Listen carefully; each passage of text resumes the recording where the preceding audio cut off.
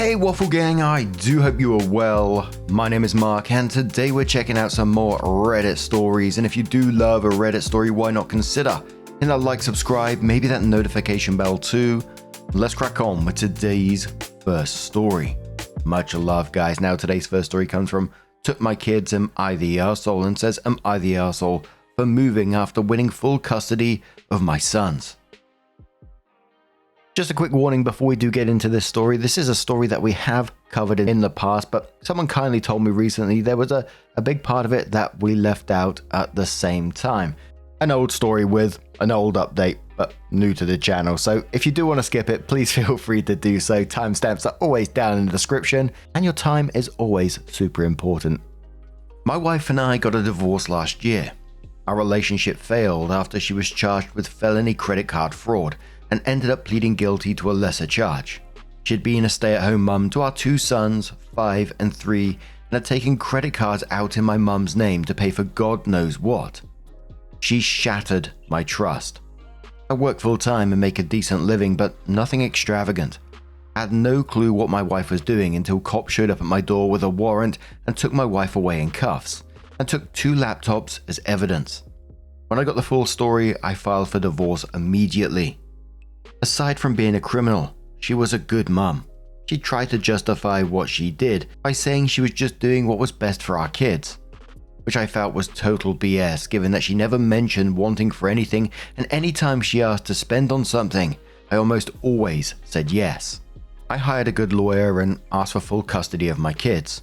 My ex begged me not to do that, saying she needed her kids, but she was still looking up to a year in jail, and nothing her lawyer said could sway the judge to grant her anything more than supervised visitation. She ended up doing 90 days in jail, paying some fines and restitution, but I've allowed her to see our sons almost every time she's asked. The last year has been total hell, but we've made it work. A few months ago, I was offered a much more lucrative position a few states away. I talked with my lawyer about what it would mean if I moved and what the process was. He said that since I have full custody, I have to file a petition with the court to move. So I told my wife what I wanted to do, and she exploded. She claimed I was stealing her kids from her, that she's made a lot of strides to get herself to a better place, and that she would fight me tooth and nail for her kids. Well, I filed the petition, got the go-ahead from the courts, and accepted the job. When the judge gave his ruling, my wife burst into tears and began sobbing. It was heartbreaking. I know in my head that I'm doing the right thing for my sons. They're young enough that a move like this won't be too traumatic, but I also feel like their lives have already been completely overturned, and I'm just adding more to that. As for my wife, she's a wreck. She's been begging me to reconsider the move, trying everything from guilt trips, manipulation, bargaining. It's like she's going through the stages of grief. But from my point of view, she did this to herself. She lied and broke the law. I have very little sympathy for her. I know at some point she'll probably try to file for partial custody, and I'm prepared for that. For now, I'm just trying to do what's best for me and my sons. Does that make me an arsehole? Edit. Thank you to everyone who commented, even the ones who call me a heartless arsehole for taking my sons away from their mother. This post has given me a lot of perspective, and I appreciate that. A couple of things I want to clear up that I keep getting asked about that I wasn't able to include in my original post. 1. The area my sons and I live in is a smaller community. Not everyone knows everyone small, but close. The crime my ex committed was news here. It was in the paper. People know about it. I get weird looks when I'm out in public. People have stopped inviting my sons to birthday parties. I don't want my sons to be bullied and teased in school about their mother being a criminal. 2.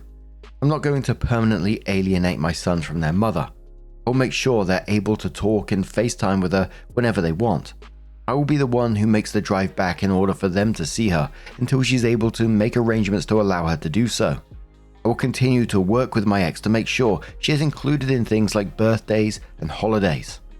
3. I know my sons and I will all need therapy from this. There is not good mental health help available where my previous job is. My new job offers on-site childcare, and I will have access to counseling and therapy for myself and my sons that we would not have access to without moving. The schools near my new job are head and shoulders above the ones near my previous job.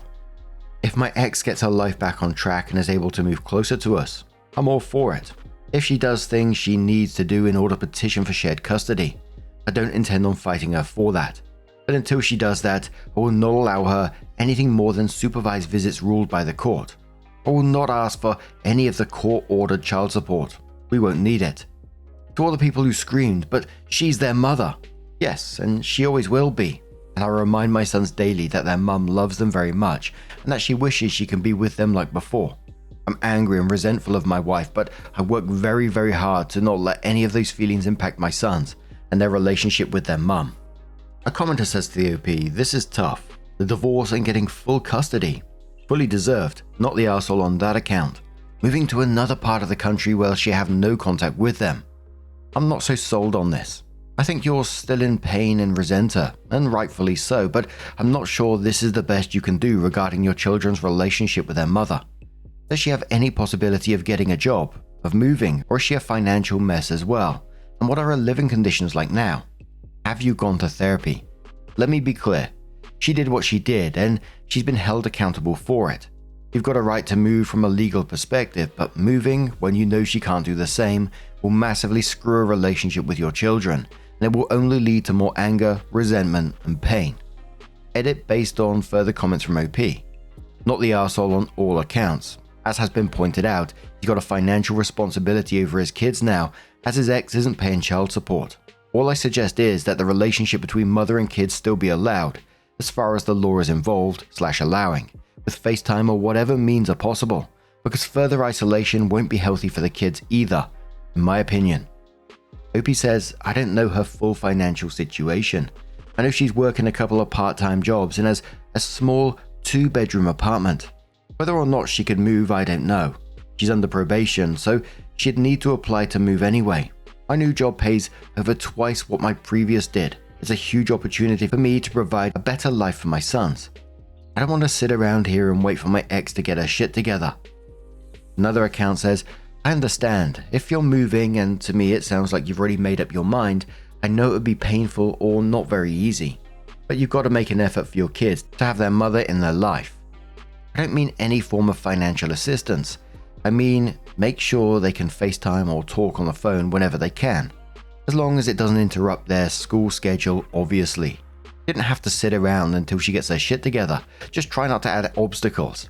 I know many petty parents who would make it impossible to schedule calls or whatever. Not saying you're this kind of dad, just offering it as a suggestion to avoid a further strain, which, yes, was caused by her initially. OP responded saying, I do not intend on isolating my sons from their mother or preventing her from seeing them, but I also will not allow anything other than court-approved supervised visits, FaceTime and all that stuff. I will work with her to make sure she gets to talk to them. But there will be no weekends at mum's place until the court gives the okay. I'm not saying I believe she will try and run away with my kids, but I also never believed she would defraud my mother of $30,000. Someone asked a question saying, can I ask something in the most non-accusatory tone? How did she get $30,000 worth of stuff as a stay-at-home mum and you didn't notice? OP says she spent the majority of it on makeup and designer clothes. Another commenter says, info. I know they're very young, but have you talked to your kids about the move and asked how they feel? OP says they're excited about moving to a new place and a new house, but they don't understand why their mum can't come with. Loudon says to OP, I agree that a healthy relationship with their mother is a good thing, given that we don't know where she spent the money, but that is no longer his highest priority. His highest priority is providing for his kids. The move is double his salary and has more growth potential. The mother is on court-ordered supervised visitation, which isn't usually the case with straight-up fraud cases. I have to wonder why they're insisting on supervision around the kids.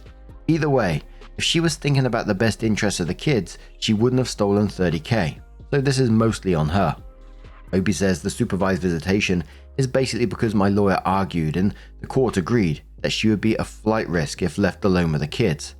Not saying I believe that, but I also didn't believe that she would commit $30,000 worth of fraud against my own mother. Someone else asked, question OP, she took out credit cards in your mum's name. Have you verified that your kids' credit reports are clear and she didn't apply for anything under their information? OP says, yep. One of the first things I checked after she was arrested. All clear in that regard. Another commenter asking questions says, info. How do your kids feel about the situation? Are they better served being in the same city as mother, or never? You're effectively cutting off access between mother and children. Given your ex-wife's situation, she's not going to be able to see her kids again or in a meaningful frequency during their formative years, since she likely doesn't have the financing to fly to your city regularly. Will they even remember her as a mother as they grow up from the ages of 3 to 5 for the next couple of years? I can see how it'd be devastating for her and them to have no mother figure. Edit. You should try to move on from your anger. She screwed up. She made a mistake. She went to jail. She betrayed your trust. That's not relevant to how she's going to be a mother in the future now that she's out of jail and appearing to change. Why lord her mistake over her for the rest of her life, like it was the only thing she did that mattered? Opie says they're excited about moving to a new place and a new house, but they don't fully understand why their mum isn't coming with us. I won't tell you that it doesn't suck. It does, but this new job provides me opportunities for my sons that I can't offer them while at my previous job. As to my ex's situation, she made her own choices and she's paying the consequences for them. If she was in prison, she'd be able to see her sons even less. At least this way, she can still FaceTime with them, and I will work with her to arrange supervised visits. Someone says, what's your mother's take on all of this? Opie says, she was obviously very caught off guard. No one saw this coming. She had to go through so much BS to get her credit cleared up, get credit card charges nullified, try to rebuild her credit. She wanted the book thrown at my ex and cussed out the prosecutor for offering a plea bargain. The commenter replies saying, awful. That must have been a horrible strain for her. How's she doing now? Opie says barely getting back on her feet. She's on a fixed income, so this really put a strain on her. I will probably have to step in at some point and help her. Yet another reason I want to take the new job and increased pay. A you're the arsehole comment aimed at OP saying this is a tricky situation. I'm going to go with low-key you're the arsehole. Listen, better life for your kids. What exactly does that mean? Are they living comfortably right now financially? If so, what does more money mean to them? It doesn't translate to anything really when the cost is them being deprived of easy access to their mother. You think years from now they will appreciate that dad could get them a used Ford Mustang instead of a used Honda Civic, or will they appreciate being able to have easy access to both parents? You said yourself she was a good mom outside of her criminal episode. Like, obviously it sucks for you because you're being offered the job for better pay. But this shit ain't about you anymore. It's about your kids. And if the only rationale for moving is my kids can have a bit more money that they don't really need, well, maybe you should just stay put. Opie says, the community my previous job was in is a smaller place. Not everyone knows everyone small, but close. What my wife did was in the paper. People know about it. People look at me funny. People judge. I don't want my sons to grow up in a school where kids tease them about their mother going to jail for being a thief. It's not just about the money. It's about quality of life. Yes, some of that is from a selfish point of view because I want a better quality of life as well.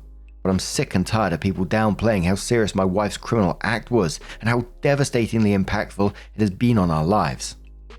Another commenter says not the arsehole. Though your kids won't certainly think that when they become teenagers. Would love some more info on the fraud she committed and how you dealt with it.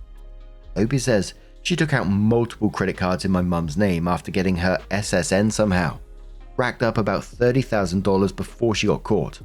My mum alerted a credit card company when she saw a couple of unauthorized credit checks from different credit companies, and then the authorities got involved. Had no clue.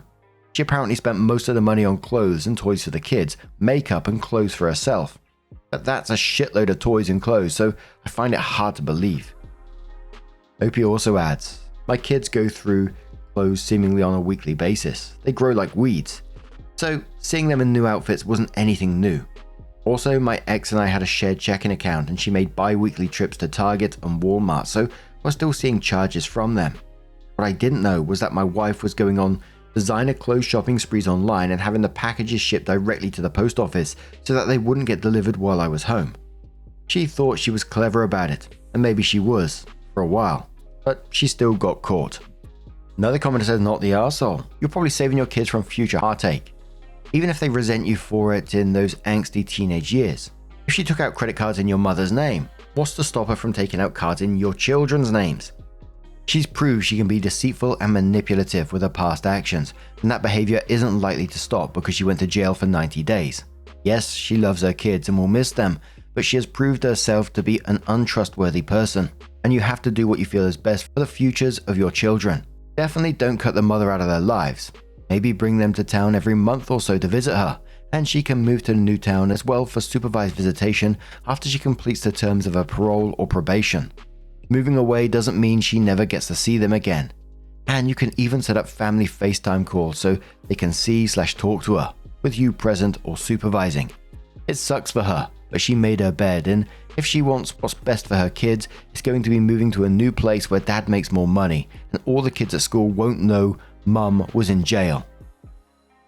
Opie says, and quotes a part of that, and then says, "This is an aspect I didn't touch on. My previous job is in a smaller community." Then Opie adds a comment about, being in a smaller community and everyone looking at them funny and it being in the paper, etc. Opie also has a comment about his ex's past, saying, "My ex has a college degree, ironically in criminal science.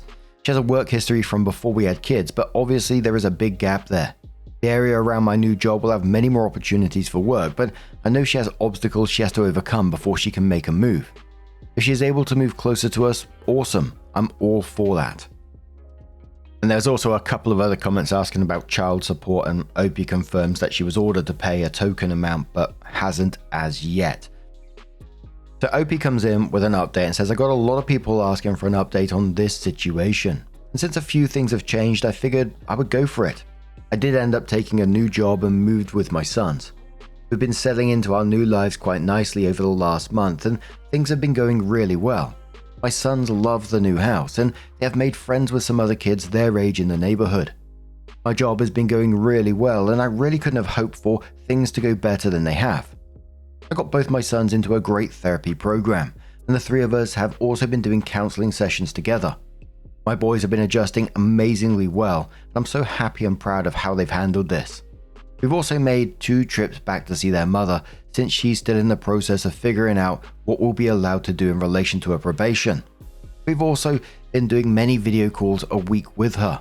My sons still don't understand why their mum isn't here with us, but they do seem to grasp that it's going to be their new normal. In comparison with how well myself and my sons are adjusting, my ex is the complete opposite.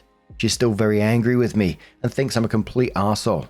She's frustrated with the process of going through the courts to be allowed to move. She's frustrated that I'm not willing to drive our sons back to see her as often as she'd like. She feels she's been marginalized in their lives and that I'm pulling them away from her.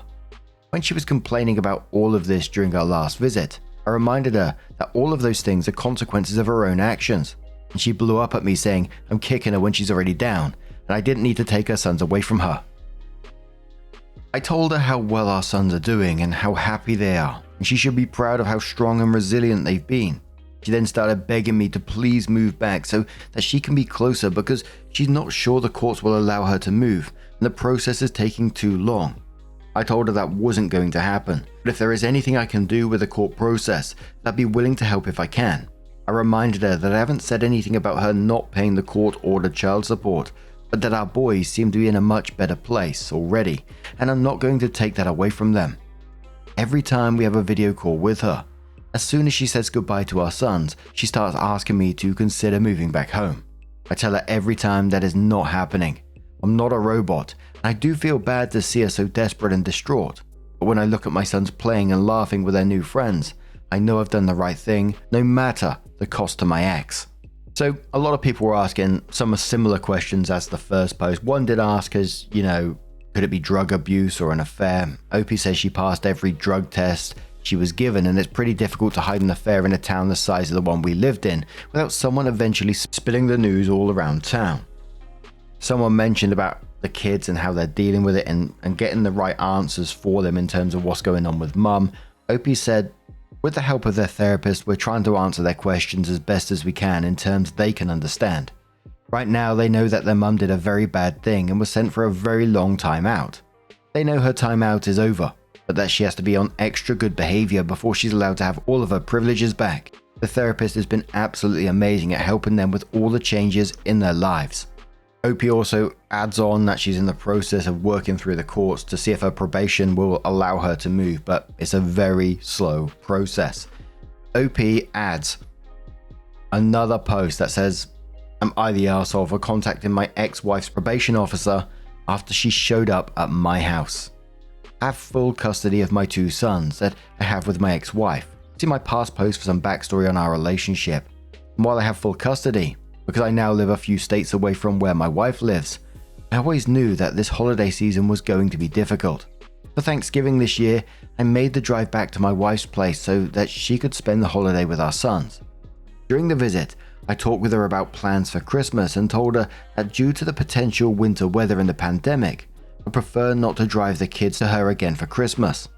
She did not like this and blew up on me about how I was isolating her from the kids. This was after I just drove hundreds of miles so that we could spend Thanksgiving together. I told her this was not up for debate and that we can plan for something in the spring once the weather warms up and the pandemic hopefully calms down a bit. I did, however, make sure to do a FaceTime call with her and the kids on Christmas Eve, and told her that I would do the same thing on Christmas morning so that she could still see the kids open gifts that she sent to them. But when I went to call her Christmas morning, she didn't answer. I tried a couple of times, but she didn't answer, and the last time it went straight to voicemail. Then, around dinner time, the doorbell rang. It was my ex. Of course, the boys were excited to see her, but I had a serious what the fuck moment. For a second, I actually thought about not even letting her in the house, but my sons were so excited to show her all their new toys that I couldn't do it. After things calmed down a bit, I asked her what the hell she was doing. She said she couldn't handle a Christmas away from her kids, so she made the drive to see them. I told her it was messed up that she did this without telling me, but she said if she told me, then I would have told her not to come. I then asked her if she got the okay from her probation officer, and she said of course she did.